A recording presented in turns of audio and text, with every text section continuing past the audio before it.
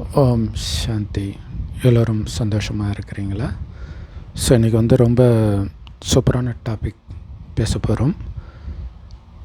அதிலும் குறிப்பாக இந்த டாப்பிக்கை பேசுனது கீர்த்திகா கோவிந்தசாமி. இந்த சகோதரி கீர்த்தி ஹிஸ்ட்ரி அப்படிங்கிற சேனல் தான் ஆரம்பத்தில் வச்சுருந்தாங்க. அதுக்கப்புறம் பேரை அவங்க பேருக்கே மாற்றிட்டாங்க, கீர்த்திகா கோவிந்தசாமின்ட்டு. ஏன்னா ஆரம்பத்தில் ஹிஸ்ட்ரி தான் அவங்க கவர் பண்ணாங்க. இப்போ நிறைய விஷயத்த பேசுகிறதுனால அவங்க அப்படி பேரை மாற்றிட்டாங்கன்னு நினைக்கிறேன். ஒரு சிலரை பார்க்கும்போது எந்த துறையை சார்ந்தவர்களாக இருந்தாலும் நமக்கு ஒரு ஈர்ப்பு இருக்கும். டக்குன்னு நம்ம சொல்லிவிடுவோம், இவங்க ஃபேமஸ் ஆகிடுவாங்க அப்படின்ட்டு. அதுக்கு எந்த காரணமும் இருக்காது. அவங்க டேலண்டெல்லாம் கூட நம்ம பார்த்துருக்க மாட்டோம். அவங்க அப்போ அந்த நேரத்தில் வெளிப்படுத்தியும் இருக்க மாட்டாங்க. பட் அவங்கள பற்றி ஏதோ ஒன்று இருக்கும், ஏதோ ஒன்று பிடிச்சி இழுக்கும். ஸோ அந்த மாதிரி ஒரு சகோதரி தான் இந்த கீர்த்திகா கோவிந்தசாமி. ஏன்னா அந்த கீர்த்தி ஹிஸ்ட்ரி பார்க்கும்போது ஏதோ ஒன்று இவங்கக்கிட்ட இருக்குது அப்படிங்கிறது கண்டிப்பாக ஃபீல் ஆச்சு. ஸோ இது மாதிரி நிறைய பேருக்கு ஃபீல் ஆகிருக்குது அப்படிங்கிற விஷயம் அவங்க சேனல் ஆரம்பித்து ஒரு 1.5-2 வருஷத்துலேயே பார்த்திங்கன்னா பிரதமர் மோடி கையாலேயே நேஷ்னல் கிரியேட்டர் அவார்டு வாங்குகிறாங்க. ஸோ அப்போ கீர்த்திகா கோவிந்தசாமி அப்படின்ட்டு பேரை அறிவித்த உடனே அவ்வளோ ஆரவாரம். அப்படின்னு அர்த்தம், இந்தியாவில் நிறைய பேர் அவங்களால ஈர்க்கப்பட்டிருக்கிறாங்க. ஸோ ஆனால் கரெக்டாக எதனால் அந்த ஈர்ப்பு இருக்குதுன்னு நம்மளால் சொல்லவே முடியாது. அவங்க பேசுகிற ஸ்டைலாக அல்லது அந்த லுக்காக, இல்லை அவங்க ரொம்ப வெள்ளையும் கிடையாது, தமிழ்நாட்டு பெண். அது ரொம்ப ரொம்ப முக்கியமான விஷயம். ஆக்சுவலாக தமிழ்நாட்டிலேருந்து இந்திய அளவில் ஃபேமஸாக இருக்கிறது அவங்க மட்டும்தான். ஒன்று இந்திய அளவில் தமிழ்நாட்டில் ஒரு பொண்ணு கலக்கிறாங்கன்றது பெருமையாக இருந்தாலும் அவங்கள தவிர வேறு யாருமே கலக்கலைன்றது வருத்தத்திற்குரிய விஷயம்தான். ஆனால் அவங்க நிறைய கர்நாடகா பற்றி பேசும்போது ஒரு டவுட் இருந்துச்சு, ஒருவேளை கர்நாடகாவை சார்ந்தவங்களாக இருப்பாங்களோ அப்படின்ட்டு. அப்புறம் அந்த மோடிஜி அவர்கிட்ட பேசும்போது எடுத்தோடனே தமிழில் தான் பேசி ஆரம்பிக்கிறாங்க.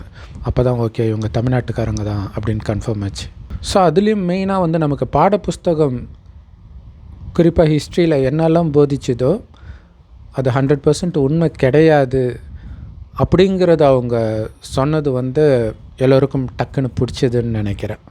ஆனால் அந்த ஹிஸ்ட்ரியிலே அவங்க லிமிட் ஆகாமல் எந்த தலைப்பு எடுத்தாலும் அதுலேயும் அவங்க தனி முத்திரையை பதிக்கிறாங்க. ஓகே, இப்போ இன்றைக்கி நாம் பார்க்க போகிற தலைப்பு அந்த சகோதரி கடைசியாக போட்ட வீடியோ, ஏண்டா ஆம்பளைங்களாம் இப்படி இருக்கிறீங்க அப்படிங்கிற அர்த்தத்தில் ஒரு தலைப்பில் இங்கிலீஷில் போட்டிருக்கிறாங்க.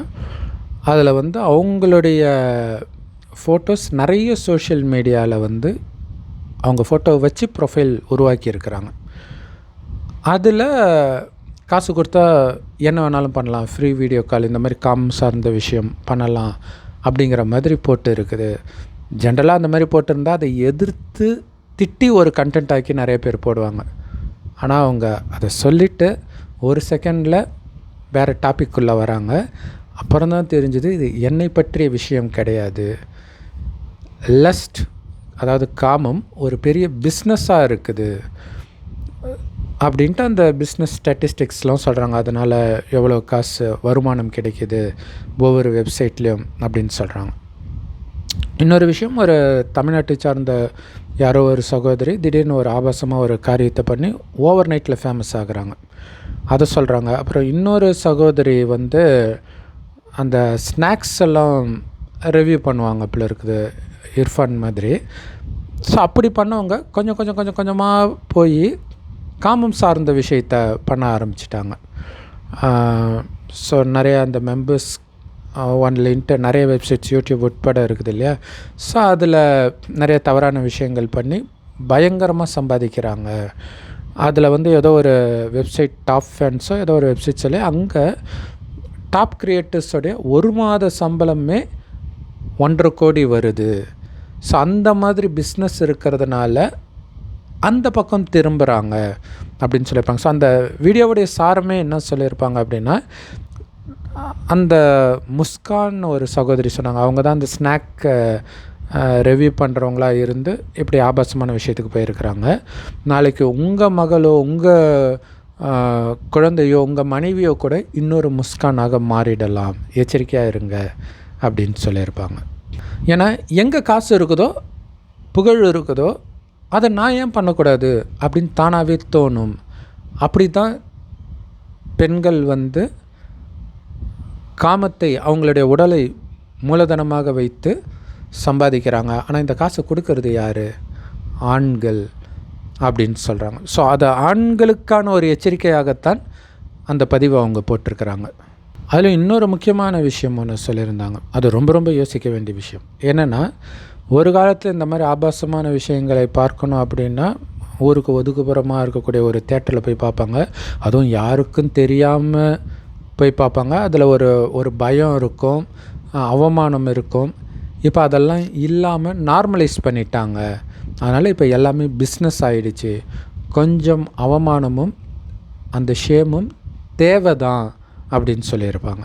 ஆனால் இதில் முக்கியமான விஷயம் என்னென்னா, இப்போ சினிமாவிலே எடுத்துக்கிட்டால் கூட நல்ல குடும்ப பாங்காக டீசெண்டான ட்ரெஸ்ஸு போட்டு நடிக்கிற நடிகைகள் கூட ஏதோ ஒரு டைமில் ஆபாசமாக நடிச்சிருக்கிறாங்க சிலர். போது ஷாக்காக இருக்கும். அப்படின்னா ஆரம்பத்தில் அவங்க அப்படி தான் நடிச்சிருக்கிறாங்க.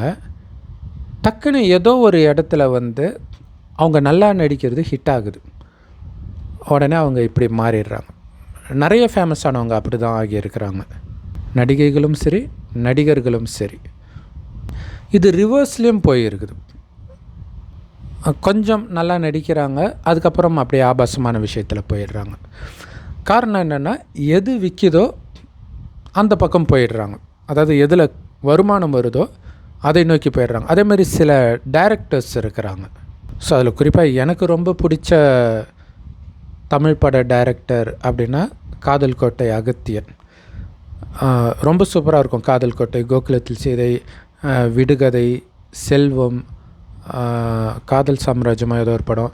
ஸோ இந்த மாதிரி படங்கள்லாம் பார்த்திங்கன்னா அவ்வளோ சூப்பராக இருக்கும். ஆனால் அவரே இப்போ நான் சொன்ன படங்களை தவிர்த்து சில படங்கள் எடுத்திருக்கிறாரு. அவராக இப்படி எடுத்தார் அப்படின்னு ஷாக் ஆகிற மாதிரி ரொம்ப ஆபாசமாக இருக்கும். ஸோ ஆக்சுவலாக இந்த காதல் கோட்டை இதெல்லாம் வந்த பிறகு கூட ஒரு படம் அப்படி எடுத்தாருன்னு நினைக்கிறேன், ஒரு விரக்தியில். ஏன்னா காதல் கோட்டை நல்லா ஓடிச்சு. ஸோ அதை அடுத்தடுத்து நல்ல நல்ல படங்கள் எடுத்தார். விடுகதை போகலை. அதுக்கப்புறம் வேறு வழி இல்லாமல் அந்த மாதிரி படத்தை எடுக்க ஆரம்பித்தாருன்னு நினைக்கிறேன். ஆனால் அது என்ன ஆனாலும் சரி, நான் அடமெண்ட்டாக நல்ல விஷயந்தான் பண்ணுவேன், பண்ண முடியலன்னா அந்த விஷயத்தையே நான் விட்டுருவேன் அப்படின்றவங்களும் இருக்கிறாங்க. அதுக்கு ரொம்ப ஃபேமஸான உதாரணம் டைரக்டர் விசு. டைரக்டர், நடிகர். அவருடைய படங்கள்லாம் குடும்பத்தோடு பார்க்குற மாதிரி இருக்கும். அவ்வளோ நல்ல மெசேஜ் இருக்கும். டக்குன்னு படம் எடுக்கிறத விட்டுட்டார். மேபி அவருக்கு இந்த மாதிரி பிரச்சனை வந்திருக்கும்னு நினைக்கிறேன். அப்புறம் அரட்டை அரங்கம் அந்த மாதிரி விஷயந்தான் பண்ணாரே தவிர ஆபாசமான விஷயம் பக்கமே போகலை. ஆக்சுவலாக முன்னாள் முதல்வர் எம்ஜிஆர் அவர்களே இதுக்கு எச்சரிக்கை கொடுத்துருந்தார். ஒரு சினிமா ஃபங்க்ஷன் மேடையில் அவர் முதல்வராக இருக்கும் பொழுது, இப்போதைய படங்களில் வந்து ஆபாசத்தை மூலதனமாக வச்சு எடுக்கிறீங்க, அது ஒரு டைமுக்கு பிறகு எங்கே போய் விடும்னு உங்களுக்கு தெரியாது அப்படின்ட்டு ஒரு உதாரணம் ஒன்று சொன்னார். அந்த உதாரணம் சரியாக ஞாபகம் இல்லை. இந்த பனியன் சட்டை இது இல்லைன்னா அது இல்லைன்னா இதுவே போதும் அப்படின்ற நிலை. இப்போ இந்த ஆபாசமே நீங்கள் மூலதனமாக வச்சு எடுக்கிறீங்கன்னா ஒரு டைமுக்கு அப்புறம் எதுலேயும் திருப்தி ஆகாமல் மனுஷன் எதை தேடுவான்னு யோசிச்சு பாருங்க அப்படின்னு சொல்லியிருப்பார். ஸோ அது வந்து அநேகமாக பாக்கியராஜ் பார்த்த ஃபங்க்ஷன் நினைக்கிறேன். ஏன்னா அவருடைய அவருக்கு வந்து ஒரு செம டேலண்ட் இருக்குது. ஆனாலும் ஆபாசம் இருக்கும் அவருடைய படத்தில். அது இல்லாமலே பண்ணி இருந்திருக்கலாம், அட்லீஸ்ட் எஸ்டாப்ளிஷ் ஆன பிறகாவது. ஆனால் கடைசி வரைக்குமே அது இருந்தது. கடைசியில் அதுவுமே கை கொடுக்கல இல்லையா? ஸோ ஒரு சின்ன தோல்வி தவறான பாதையை நோக்கி அழைச்சிட்டு போயிடுது. அதேமாதிரி பார்த்திபன் பார்த்திங்கன்னா புதிய பாதை நல்லா எடுத்தார். ஆனால் அதுலேயுமே கொஞ்சம் ஆபாசமான வார்த்தைகள் இருந்தது. அப்புறம் ஏதோ ஒரு படம் எடுத்து ஓடலைன்ன உடனே முழுக்க ரெட்டை அர்த்த வசனம் உள்ள படம் எடுக்க ஆரம்பித்தார். ஸோ அதுவே அவருக்கு பிராண்ட் ஆகிடுச்சு. ஆக்சுவலாக இப்படி தான் வந்து உலகம் கெட்டு போகிறது. முந்தைய ஜென்ரேஷனோட இப்போ கெட்டு போகுது அப்படின்னும்போது அந்த வாய்ப்புகள் எல்லாமே நீ கீழே இறங்குற மாதிரி இருந்தால் மட்டுமே உனக்கு கொடுக்கப்படும் அப்படின்ட்டு ஒரு செக் பாயிண்ட் வைக்கும். அப்போ நிறைய பேர் இறங்கிடுவாங்க. அப்போ எல்லோரும் இறங்கும்போது அந்த சமுதாயமே அப்படி இருக்குது அப்படின்னு அது ஒரு நார்மலைஸ் ஆக மாறிடுது. ஸோ மனிதனுடைய, குறிப்பாக ஆண்களுடைய இந்த காமத்துக்கு அடிமையான தன்மையை வச்சு மிகப்பெரிய பிஸ்னஸ் நடக்குது. ஆக்சுவலாக எல்லா பிஸ்னஸும் அப்படி தான் நடக்குது அப்படின்ட்டு சோப்பு விளம்பரத்தில் வந்து எல்லாத்துக்குமே பெண்ணை ஆபாசமாக காட்டுறது நடந்துட்டு இருக்குது அப்படின்னு சொல்லிட்டு இன்னும் சில விஷயங்கள் சொன்னாங்க. என்னென்னா, வெளிநாட்டில் யாரோ ஒரு நடிகைன்னு நினைக்கிறேன், ஒரு சோப்பு லான்ச் பண்ணுறாங்க. அந்த சோப்பு அவங்க குளிக்கிற தண்ணி அதில் இருக்குது அப்படின்ட்டு அது பயங்கர சேல்ஸ் ஆகிடுச்சான்.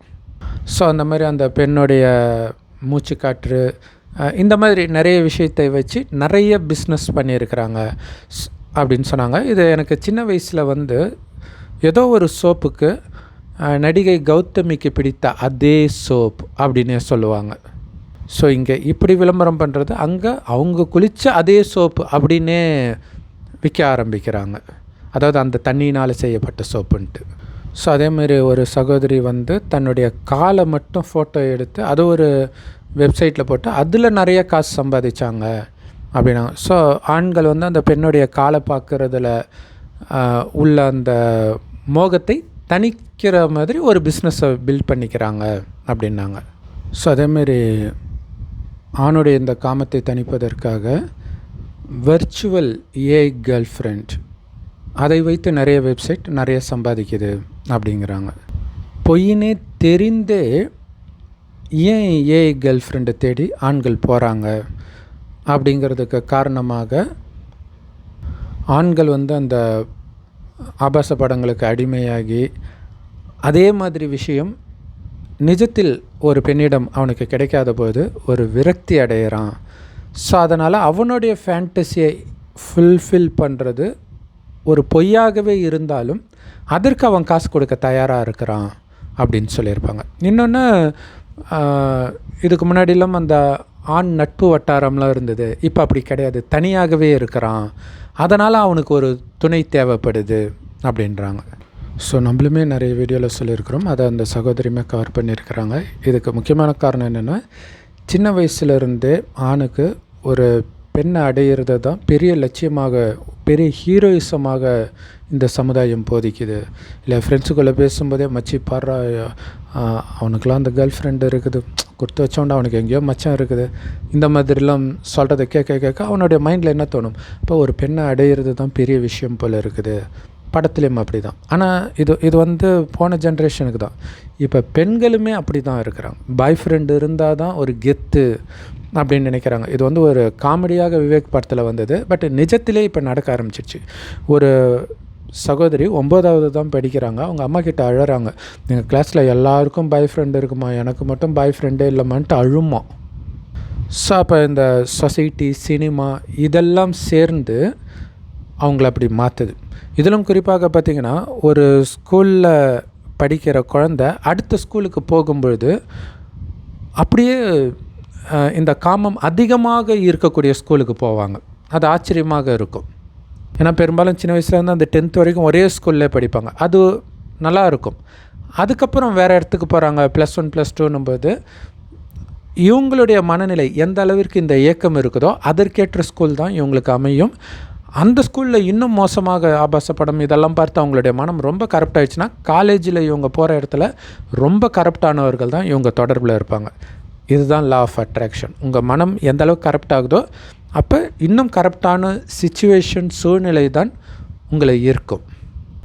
ஆனால் இந்த மாதிரி சொசைட்டி வந்து ஒரு பெண்ணை அடையிறது தான் கெத்துன்னு சொல்கிறது மட்டுமே இதுக்கு காரணம் கிடையாது. ஏன்னா அது சொல்கிறதுனால மட்டும் அவன் மாறுறது கிடையாது. அந்த வீக்னஸ் ஆல்ரெடி அவனுக்குள்ளே இருக்குது. அதை இந்த மாதிரி விஷயங்கள் தூண்டுது, அவ்வளவுதான்.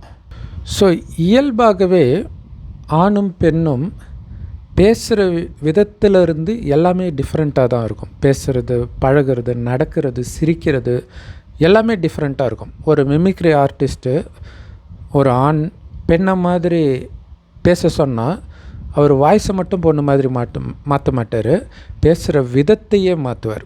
ஸோ இதிலிருந்து அந்த பெண்கள் பேசுகிற விதமே டிஃப்ரெண்ட்டாக தான் இருக்குது. ஸோ இது நேச்சுரலாகவே ஆணை வந்து பெண்ணின் பக்கம் ஈர்க்குது. அந்த ஆபாசமான விஷயங்களுக்கெல்லாம் அவன் எக்ஸ்போஸே ஆகாட்டினாலும் கூட இந்த ஈர்ப்பு ஆணுக்கு பெண்ணிடம் இருக்கவே செய்யுது சின்ன வயசுலே. ஸோ மனிதன் பறவையை ரசிக்கிற மாதிரி, விலங்குகளை ரசிக்கிற மாதிரி, இயற்கையை ரசிக்கிற மாதிரி, நதியை ரசிக்கிற மாதிரி பெண்ணையும் ரசிக்கிறான் அல்லது மயங்கி கிடக்கிறான். ஆனால் இதில் ஆச்சரியமான விஷயம் என்ன அப்படின்னா, ஒரு பொருள் அவன்கிட்ட கிடைக்காத வரைக்கும் அவனுக்கு அந்த மயக்கம் இருக்குது. அது கிடைத்த பிறகு அந்த மயக்கம் போயிடுது. ஸோ அதுதான் நிறைய மேரேஜ் ஃபெயில் ஆகிறதுக்கு முக்கியமான காரணமாக இருக்குது. ஒரு சகோதரி வெளிநாட்டில் சொல்லியிருந்தாங்க, என்னை அப்படி விரும்பினார் என்னுடைய கணவன் திருமணத்துக்கு முன்பு. நான் எப்போ அந்த மேரேஜ் பெடஸ்டலில் ஏறினனோ திடீர்னு அவருக்கு என் மீது இருந்த மயக்கமெல்லாம் போயிடுச்சு அப்படின்னாங்க. ஸோ இது எல்லா ஆணுக்கும் நடக்கிறது. ஆனால் அதை வெளியில் சொல்ல மாட்டாங்க. ஆனால் இதில் ஆச்சரியம் என்னென்னா, அந்த மனைவி மேலே இருக்கிற மயக்கம் மட்டும்தான் போகும், பெண்களின் மீது உள்ள மயக்கம் போயிடாது. அது இருந்துக்கிட்டே தான் இருக்கும். மனைவி மட்டும் திடீர்னு ஒரு ஆண் ஆயிட்ட மாதிரி அவனுக்கு ஃபீல் ஆகுது. கூடவே இருக்கிறாங்கல்ல. உண்மையிலே இந்த காமத்தின் ஈர்ப்பு அப்படிங்கிறது முன் ஜென்மத்திலிருந்தே வருது. ஆனால் தான் ரொம்ப ரொம்ப சின்ன வயசுலேயே அந்த ஈர்ப்பு இருக்கிறத உணர முடியுது. ஸோ இந்த சகோதரி கீர்த்திகா உட்பட நிறைய பேர் சொல்கிறதுனா இதுக்கெல்லாம் காரணம் டோப்பமைன். ஸோ இந்த மாதிரி ஆபாசமான விஷயங்கள்லாம் ஈடுபடும் பொழுது டோப்பமைன் அதிகமாக சுரக்குது. ஸோ அந்த டோப்பமைன் தான் உங்களை அடிக்ட் பண்ணுது. மீண்டும் மீண்டும் அந்த டோப்பமைன் வேணும்னா போய் ஆபாசப்படுத்த பார்க்குறாங்க. இவங்க காம வயப்படும் போது உடம்புல டோப்பமைன்ற கெமிக்கல் சுரந்துருக்கலாம். ஆனால் அவங்க அடிக்ட் ஆனதுக்கு அது காரணம் இல்லை. அடிக்ட் ஆகும்பொழுது சுரக்கிற ஒரு கெமிக்கல் அது, அவ்வளோதான். ஆனால் அடிக்ட் ஆகிறது எதனால் ஆகுது அப்படின்னா, இப்போ ஒருத்தர் உங்களை அவமானப்படுத்துகிறாங்க, பயங்கரமாக அவமானப்படுத்திட்டாங்க. நிறைய பேர் தற்கொலை கூட பண்ணிக்குவாங்க இல்லையா? ஸோ அந்த மாதிரி ஆக்சுவலாக ஒரு சகோதரி கர்நாடகாலேயோ ஆந்திராலேயோ தற்கொலை பண்ணிக்கிட்டாங்க. ஏதோ ஒரு அரசாங்கத்துக்கு ஆதரவாக ஏதோ ஒன்று பேசுனாங்க, அதை ட்ரோல் பண்ணாங்க, அந்த அவமானம் தாங்காமல் தற்கொலை பண்ணிக்கிட்டாங்க. இங்கே என்ன நடக்குது அப்படின்னா, திரும்ப திரும்ப அந்த எண்ணம் வருது இல்லையா? அந்த எண்ணம் அவங்களுக்கு டார்ச்சரை கொடுக்குது. எப்படி இந்த அவமானப்படுத்தக்கூடிய எண்ணம் திரும்ப திரும்ப வருது? ஐயோ, அவங்க கமெண்ட்டு படிச்சிருப்பாங்க அல்லது அந்த வீடியோவை பார்த்துருப்பாங்க, இவங்களை ரொம்ப மோசமாக ட்ரோல் பண்ணதை பார்க்க அவங்களுக்கு டென்ஷன் ஆகிருக்கும். அப்போ அவங்க தற்கொலை பண்ணியிருப்பாங்க. ஏன்னா அதை பார்த்ததுனால இல்லை, பார்த்த எண்ணம் திரும்ப திரும்ப வரும். அதுதான் அங்கே முக்கியமான விஷயம். அதுதான் அவங்கள சாகடிக்கிறது. அதே மாதிரி காமம் சார்ந்த எண்ணம் திரும்ப திரும்ப வருது இல்லையா? ஒரு பெண்ணை ஏற்கனவே அந்த சின்ன வயசுலேருந்தே பெண் எவ்வளோ அழகாக, மச்சாவை எவ்வளோ அழகாக இருக்கிறா பாரு, இந்த மாதிரி விஷயத்தையே திரும்ப திரும்ப கேட்டு அப்போ அந்த பெண்ணை படத்தில் எங்கேயோ ஆபாசமாக பார்க்குறான்னும் போது அந்த எண்ணம் மீண்டும் வருது. அங்கே எப்படி துக்கமான விஷயம் மீண்டும் ஞாபகம் வருதோ, அதே மாதிரி இங்கேயும் இல்லையா? ரெண்டுமே புத்தியை மயக்கக்கூடியது தான். துக்கமான விஷயமா இருந்தாலும் சரி, இதுவாக இருந்தாலும் சரி, ரெண்டும் என்ன பண்ணுதுன்னா, மனம் உங்கள் கண்ட்ரோலை மீறி எண்ணங்களை உருவாக்குது. அது இஷ்டத்துக்கு. துக்கமான எண்ணம் திரும்ப திரும்ப வரும்போது அவங்களாலேயும் எதையும் சிந்திக்க முடியாது. அதேமாதிரி இந்த காமம் சார்ந்த மயக்கமான எண்ணங்கள் திரும்ப திரும்ப வரும்போதும் உங்களாலேயும் எதையும் சிந்திக்க முடியாது. ஸோ அவங்க தற்கொலைக்கு பண்ணிடுறாங்க, இவங்க ஆபாசமான விஷயத்தை நோக்கி போயிடுறாங்க. ஏன்னா அது வரைக்கும் அந்த எண்ணம் நான்ஸ்டாப்பாக இருக்குது, அவனால் செய்கிற வேலையில் கான்சென்ட்ரேட் பண்ண முடியல. இந்த எண்ணங்கள் வந்த பிறகு டோப்பமைன் சுரக்கலாம், ஆனால் டோப்பமைன் சுரக்கிறதுனால எண்ணங்கள் வரல. அந்த டோப்பமைன் சுரக்க வைக்கணுன்றதுக்காகவும் எண்ணங்கள் வரல. எண்ணங்கள் வர்றது அவனுக்கு பிடிச்சிருக்குது ஒரு விஷயம், அந்த எண்ணம் அவனுக்கு ஒரு மயக்கத்தை கொடுக்குது. ஸோ மெயினாக அந்த எண்ணங்கள் எப்போ வரும் அப்படின்னா, ஆத்ம சக்தி இழந்து இருக்கும் பொழுது வரும். குறிப்பாக அந்த நைட்டு நேரத்தில் தான் ஆபாசமான விஷயங்களை தேடி புத்தி போகிறது. குறிப்பாக அதிகமாக கண்ணு விழிச்சா ஆபாச எண்ணங்கள் தானாகவே வர ஆரம்பிக்கும். அதாவது ஆழ் மனசில் எதெல்லாம் அதிகமாக இருக்குதோ அது தானாகவே வர ஆரம்பிக்கும். இந்த ஆபாசமான கனவுகள்லாம் பார்த்திங்கன்னா நல்ல ஆழ்ந்த தூக்கத்தில் இருக்கும்பொழுது வர ஆரம்பிக்கும். ஆனால் இது எல்லாமே ஏற்கனவே மைண்டுக்குள்ளே போட்ட எண்ணங்கள் தான் வருது, புதுசாக வரல. இந்த சின்ன வயசில் காமம்னா என்னென்னே தெரியாமலே வர ஈர்ப்பு கூட முன் ஜென்மத்தில் அதிலேயே மயங்கி கிடக்கிறது. அதை ட்ரிகர் பண்ணுற மாதிரி ஒரு விஷயம் இல்லையா? அந்த பெண்ணுடைய வயசு இதை கேட்க கேட்க கேட்க கொஞ்சம் கொஞ்சம் கொஞ்சமாக அது ஆக்டிவேட் ஆகி வெளியில் எமர்ஜ் ஆகுது. ஸோ அதனால தான் நீங்கள் நிறைய பார்த்திங்கன்னா ஆண்களுக்கும் சரி பெண்ணுக்கும் சரி அவங்களுடைய அந்த சைல்டுஹுட் ஃபேண்டசி இன்ஃபேச்சுவேஷன் சொல்லுவாங்க இல்லையா, அது பார்த்திங்கன்னா பெரும்பாலும் அவங்களுடைய ஆசிரியராக தான் இருக்கும். ஆணுன்னா பெண் ஆசிரியராக இருப்பாங்க, பெண்ணுன்னா ஆண் ஆசிரியராக இருப்பாங்க. இது காரணம் என்ன, முன் ஜென்மத்தில் அந்த ஒரு அடல்ட் ஆண் பெண்ணோட தான் அந்த காமம் இருந்துக்கிட்டே இருக்குது இல்லையா. இவங்க அப்போ அந்த சின்ன வயசில் இருக்கும்போது அதிகமாக குழந்தை வந்து பார்க்குறது கேட்குறதெல்லாம் டீச்சருடைய வாய்ஸு, டீச்சரை தான் பார்த்துட்டு இருக்கிறாங்க. ஸோ அது பார்க்க கொஞ்சம் கொஞ்சமாக தூண்டப்படுது. அது அவங்க ஆபாச படங்களை பார்க்காட்டினா கூட ஸ்லைட்டாக தூண்டப்பட்டு அந்த ஈர்ப்பு, அந்த இன்ஃபேச்சுவேஷன் இதெல்லாம் வர ஆரம்பிக்கும். ஸோ குறிப்பாக ஆபாசமான விஷயங்களுக்கு அவன் எக்ஸ்போஸ் ஆன பிறகு தான் அவனுடைய மைண்டு முழுக்க அதுலேயே இருக்க ஆரம்பிக்குது. ஸோ அது வரைக்கும் மற்ற விஷயங்களில் அவனுக்கு சந்தோஷம் கிடைக்கும். எப்போ ஆபாசமான விஷயங்களுக்கு எக்ஸ்போஸ் ஆகிட்டானோ அதுக்கப்புறம் ஆபாசமான விஷயத்தை தவிர வேறு எதாலேயும் அவனுக்கு வந்து அந்த அளவுக்கு சந்தோஷத்தை கொடுக்க முடியாது. ஆக்சுவலாக இங்கே இருக்கக்கூடிய சந்தோஷம் எல்லாமே வந்து வெளியிலிருந்து கிடைக்கிறது தற்காலிகமானது தான். ஸோ அதுக்கப்புறம் அந்த டைம் முடிந்த பிறகு இப்போ ஃப்ரெண்ட்ஸோடு அரட்டை அடிக்கிறது ஜாலியாக இருக்குது. அந்த அரட்டை முடிஞ்சு போனோடனே தானாக காமம் சார்ந்த எண்ணம் வர ஆரம்பிக்கும். இதை வந்து ஒரு இங்கிலீஷ் படத்தில் எடுத்திருப்பாங்க. ஒரு பொண்ணு வந்து, அந்த ஸ்டோரி எதுவும் ஞாபகம் இல்லை, பட் இந்த டயலாக் ஞாபகம் இருக்குது. ஒரு பையனுக்கு ஃபோன் பண்ணி சொல்லுவாள்,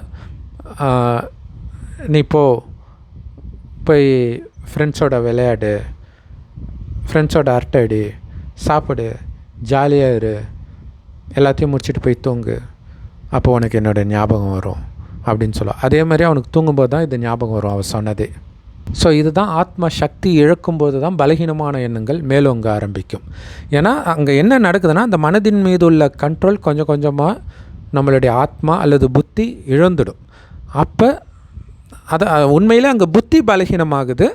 அப்போ மனம் ஸ்ட்ராங்கான மாதிரி இருக்குது. அதாவது மனதை கட்டுப்படுத்த யாரும் இல்லாமல் ஆயிடுது. ஆக்சுவலாக சின்ன வயசில் உங்களுக்கு சந்தோஷத்தை கொடுத்த எல்லாமே ஒரு விதத்தில் அந்த ஆபாசமான விஷயத்தை நோக்கி தள்ளக்கூடியதாக தான் இருக்கும். ஏன்னா எந்த அளவுக்கு வெளி உலக விஷயத்தில் நீங்கள் மயங்குறீங்களோ, மயக்கம் ஆக ஆத்மா பலகீனமாக இந்த பலகீனமான எண்ணங்கள் எட்டி பார்க்க ஆரம்பிக்கும். ஸோ அதேமாரி கீர்த்திகா அவர்கள் சொன்ன மாதிரி காசு அதிகமாக கிடைக்கிது, 50 லட்சம் 60 லட்சம் இந்த மாதிரிலாம் சம்பாதிக்க முடியுது, அப்படி இருக்கும்போது நாம் ஏன் கஷ்டப்படணும், நாமளே ஏன் அப்படி பண்ணக்கூடாது அப்படின்னு பெண்கள் இந்த மாதிரி ஆபாசமான விஷயங்களை விற்கிறதுக்கு தயாராகிடுறாங்க. ஸோ அதை நம்ம நிறையா பார்க்கவும் சேரும். குறிப்பாக கொரோனா காலத்தில் வேலையெல்லாம் இல்லாமல் சாப்பாட்டுக்கே வழி இல்லாத நிலை இருக்கும்போது ஆன்லைனில் நிறைய குடும்ப பெண்கள் விபச்சாரம் பண்ணாங்க. ஸோ அது எப்படின்னா, அந்த பக்கம் போயிட்டால் திரும்பி வர முடியாது. அது மிகப்பெரிய தண்டனை கொடுக்குற வரைக்கும் அதை விட்டு வெளில வர மாட்டீங்க. ஸோ ஒரு உண்மை சம்பவம் சொல்கிறேன் பாருங்கள். ஒரு சகோதரி இந்த மாதிரி ஒரு கத்தாரோ ஏதோ ஒரு முஸ்லீம் நாட்டுக்கு போகிறாங்க. அங்கே வீட்டு வேலை செய்கிறதுக்கு தான் போகிறாங்க. திடீர்னு அவங்களுக்கு வந்து விபச்சாரம் பண்ணால் நல்லா காசு வருதுன்னு தெரியுது. அது எப்படி தெரிஞ்சுதுன்னு தெரில. உடனே என்ன பண்ணுறாங்க, இங்கே தமிழ்நாட்டில் நிறைய பேர் வேலைக்காக போவாங்க இல்லையா, ஸோ அவங்களெல்லாம் அழைச்சிட்டு போயிட்டு அங்கே போய் விபச்சாரம் தான் பண்ணியிருக்கிறாங்க. ஒரு டைம் அவங்க அங்கே இருக்கிற போலீஸ்காரங்கிட்ட மாட்டி செம அடித்து யூரின் வரும்போதெல்லாம் ரத்தமாக வந்ததாம். அந்த நிலைமையில் அனுப்பிச்சி விட்டாங்க இந்தியாவுக்கு. வந்து படுத்த படுக்கையிலே இறந்தாங்க. அந்த நேரம் அவங்க பொண்ணு காலேஜ் படிக்கிறாங்க. ஸோ கடைசியில் நிறைய காசுலாம் சேர்த்து வச்சுருந்தாங்க. அந்த காசை அவங்க சொந்தக்காரங்க ஏமாற்றிட்டான். அதாவது சொந்த தம்பியை நம்பி கொடுக்குறாங்க. அந்த தம்பி பயங்கரமான குடிகாரன், எல்லாத்தையும் குறித்து அழிச்சிட்டார். கடைசியில் அந்த பொண்ணுடைய நிலைமையே ரொம்ப மோசமாயிடுச்சு. அப்போ அவங்க செய்த பாவம் எப்படி வந்து விடியுது பாருங்கள். அது அப்போவும் தண்டனை கொடுக்கும். இன்னொன்று, அதே மாதிரி குணமுள்ளவர்கள்கிட்ட போய் பிறந்துடும். அது நமக்கு விபரீதமான இந்த சின்ன வயசுலேயே பாலியல் குற்றம் நடக்கிற அந்த மாதிரி சூழ்நிலையில் நம்மளை சிக்க வச்சிடும். ஸோ இதை புரிஞ்சுக்கிட்டு அந்த நேரம் சந்தோஷம் கிடைக்குதுன்னு நினைக்காதீங்க. சாத்தானுடைய வழி கண்டிப்பாக உங்களுக்கு துக்கத்தை தான் கொடுக்கும். ஸோ என்ன ஆனாலும் சரி, டைரக்டர் விசு அவர்கள் மாதிரி தவறான பாதை பக்கம் நான் போகவே மாட்டேன் அப்படின்ட்டு விடாப்பிடியாக இருக்கணும். ஸோ ஒரு விதத்தில் உயர்ந்த மனிதன் அப்படின்ட்டு ஒரு சிவாஜி கணேசன் அவர்களுடைய படத்தில் இப்படி ஒரு மெசேஜ் இருக்கும். பணத்துக்காக அவர் எதுவும் பண்ண மாட்டேன், மற்றவங்களுக்கு வேலை கொடுக்கணும், எனக்கு லாபம் வருதுன்றதுக்காக மற்றவங்கள வேலையை விட்டு தூக்கக்கூடிய டெக்னாலஜி எனக்கு தேவையில்லை அப்படின்னு சொல்லிட்டு அதனால் ரொம்ப கஷ்டப்படுறதாக காட்டுறாங்க. நல்ல விஷயங்கள்லாம் ரொம்ப நெகட்டிவாக காட்டிடுறாங்க. அதில் வரக்கூடிய லாங் டேர்ம் பெனிஃபிட்டை யாரும் சொல்கிறது கிடையாது. ஏன்னா இந்த தவறான விஷயங்கள் அந்த நேரம் உடனடியாக உங்களுக்கு சந்தோஷத்தை கொடுக்கும், ஆனால் போக போக உங்களுக்கு நஷ்டத்தை கொடுக்கும். காமம் மாதிரியே தான். ஸோ அந்த காமம் சார்ந்த எண்ணம் வரும்போதெல்லாம் அதை கண்ட்ரோல் பண்ணாமல் காமத்தில் விழும்பொழுது சந்தோஷம் கிடைக்கிற மாதிரி இருக்கும். அதுக்கப்புறம் பார்த்தா பைத்தியம் பிடிச்ச மாதிரி இருக்கும். ஸோ நிறைய பேர் கீர்த்திகா சகோதரி கூட சொல்லியிருப்பாங்க, அவங்களுடைய அந்த அடல்ட்ஹுட்டில் கேர்ள் ஃப்ரெண்டோட இருக்கக்கூடிய இயற்கையான அந்த காமத்தை கூட அவனால் அனுபவிக்க முடியல. அந்த ஸ்க்ரீனில் இருக்கிறதே பார்த்துட்டு நிஜம் அவனுக்கு திருப்தியை கொடுக்கல அப்படின்றாங்க. ஆனால் உண்மை என்னென்னா, கேர்ள் ஃப்ரெண்டோ அல்லது மனைவியோட அனுபவித்த காமம்தான் அவனை இப்படி அடிமையாக்கிச்சு ஜென்மமாக. ஸோ அதை புரிஞ்சுக்கணும். காமம் ஸ்க்ரீனில் பார்த்தாலும் தப்பு தான், நிஜத்தில் பார்த்தாலும் தப்பு தான். மற்ற பெண்ணோடு வைத்தாலும் தப்பு தான், மனைவியோடு வைத்தாலும் தப்பு தான். அப்படின்னா இப்போ ஆச்சரியமாக இருக்கும். ஆனால் அப்படிப்பட்ட உலகமாக இருந்தது. இன்றைக்கி இந்து கோயில்களில் ஜோடியாக சாமி இருக்கிறாங்களே, யார் அவங்கெல்லாம்? இதே பாரத பூமியில் வாழ்ந்தவர்கள், கணவன் மனைவியாக ராஜாராணியாக வாழ்ந்தவர்கள். ஆனால் காமம்னா என்னன்னே தெரியாமல் பரிசுத்த நிலையில் இருந்தாங்க. ஸோ அதனால தான் சொர்க்கத்துக்கு போகணுன்னா குழந்தை மாதிரி பரிசுத்தமாக இருந்தால் தான் போக முடியும்னு இயேசு கூட சொல்லியிருப்பார். ஆனால் இதே பாரத பூமி தான் சொர்க்கமாக இருந்தது. அங்கே வாழ்ந்தவர்களைத்தான் இந்துக்கள் கோயில் கட்டி கும்பிட்றோம்.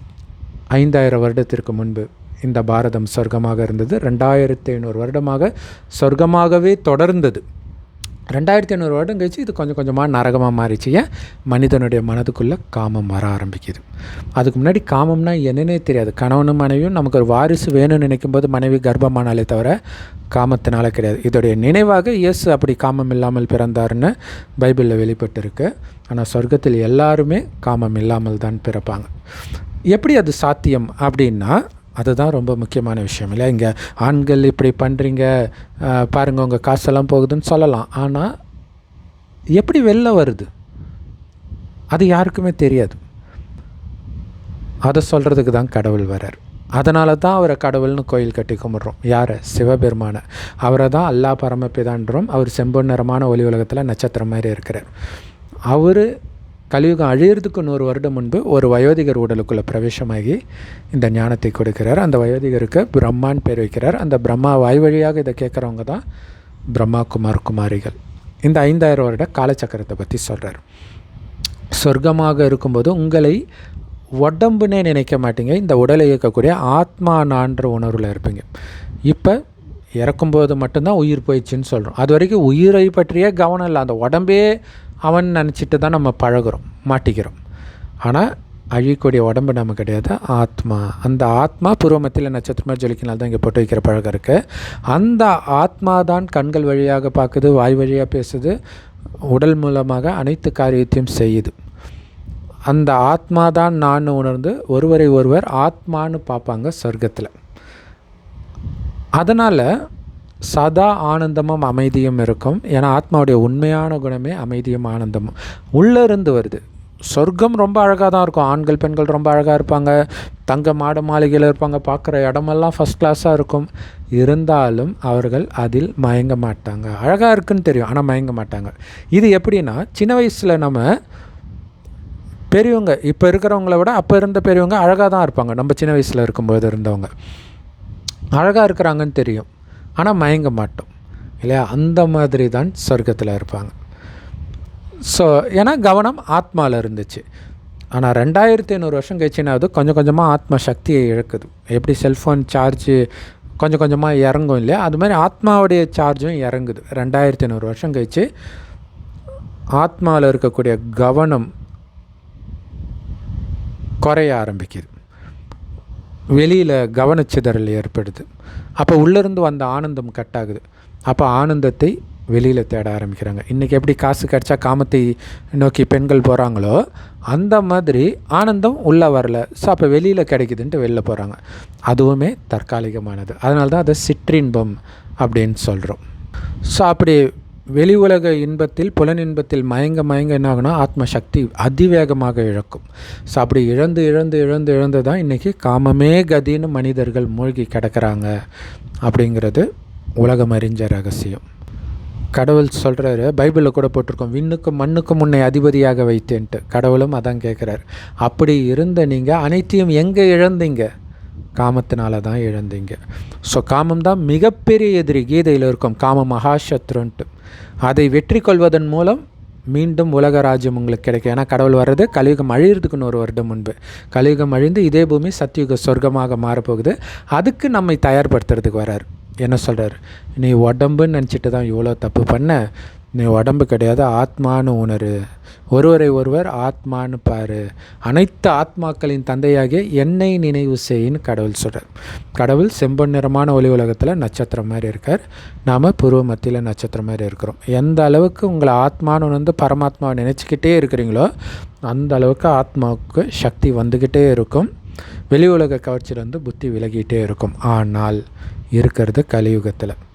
டக்குன்னு சத்தியுகத்துக்கு போக விட்டுடுமா மாயா? அப்போ தான் நீங்கள் தூய்மை ஆக தான், ஆக விடாமல் தடுக்கிறதுக்காக அதிகமான கவர்ச்சி உங்கள் முன்னாடி வந்து நிற்கும். ஸோ இன்டர்நெட்டில் வந்துருக்குது இல்லையா? So say no to drugs, அதே மாதிரி சே நோ டு செக்ஸ்.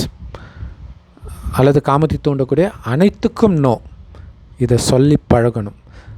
இறைவன் நினைவில் இருக்கணும். இறைவன் கொடுக்குற ஞானத்தை கேட்கணும். அதை முரளின்னு சொல்லவும் எல்லா பிரம்மகுமாரிகள் ராஜயோக தியான நிலையத்திலும் முற்றிலும் இலவசமாக கிடைக்கிது. யூடியூப் வெப்சைட்ஸில் இருக்குது. அதோடைய லிங்க் இந்த வீடியோக்கு டிஸ்கிரிப்ஷனில் கொடுக்குறோம். அவசியம் பார்த்து பயன்பெறுங்கள். ஆத்மான்னு உணர்ந்து பரமாத்மாவை நினைக்கத்தான் ஆத்மாவுக்கு சக்தி நிரம்பும். ஆனால் இது யுத்தம் இல்லையா? காமம், கோபம், பற்று, பேராசை, அகங்காரன்ற இந்த 5 விகாரத்தோடு நடக்கிற யுத்தம். காமத்தில் விழ தான் இந்த கோபம், பற்று, பேராசை, அகங்காரம் எல்லாம் வருது. சின்ன வயசில் ஸ்கூலில் டீச்சர் என்ன திட்டினாலும் நமக்கு ஒன்றுமே ஆகலை, ஜாலியாக இருந்தோம்.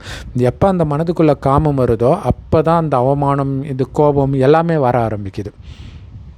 அதாவது ஆத்ம சக்தி இழந்துடுச்சின்னு அர்த்தம். இப்போ சக்தியை நிரப்புறதுக்கு ஒரு சிவபரமாத்மாவை மட்டும் பிடிப்போம், அவரை மட்டும் நினைப்போம், அவர் சொல்வதை மட்டும் கேட்போம். ஓம் சாந்தி. Thanks for watching.